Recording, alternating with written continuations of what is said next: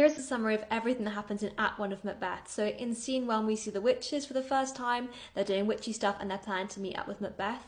In scene 2 we see Duncan. Duncan is hearing news about how the battle's going. A sergeant reports that it wasn't going very well till Macbeth swooped in and saved the day and killed the old traitorous Thane of Cawdor and won the battle. Duncan's really pleased with this and so he decides to give Macbeth the title Thane of Cawdor in reward for his loyalty. In scene 3, Macbeth and Banquo are heading back towards the castle and they see the witches for the first time.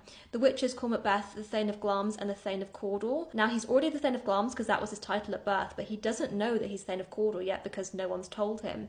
So he's quite surprised about that. They also say that he'll become king hereafter and he's really excited about that one.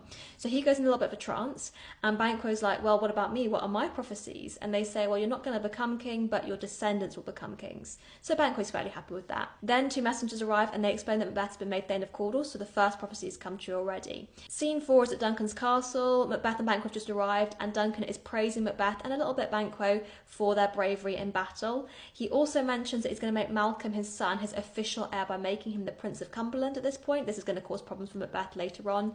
And then he says to Macbeth, by the way, I'm going to stay at your castle tonight, which is a great honour in those times. In scene 5 we see Lady Macbeth reading a letter from Macbeth which explains his meeting with the witches. She's really excited about this because she would love Macbeth to become king, but she's worried that he's too much of a wuss to do what it takes to become king, so she thinks she's going to have to influence him somehow. Macbeth arrives and he explains, well look, Duncan's coming here tonight. He's just decided he's going to come stay at our castle. And Lady Macbeth says, well, he won't leave. She's got a plan. And Macbeth says that they'll speak about it later on. Scene 6 is really short. Duncan's arrived at the castle and Lady Macbeth's welcoming him. It's just very short and polite and nice. Scene 7 is a really important one. Macbeth is alone and he's thinking about things and actually he's not so sure about killing the king. He thinks about all the reasons why he shouldn't do it and he actually really changes his mind at this point. Lady Macbeth comes in and he tells her we're not doing the regicide anymore.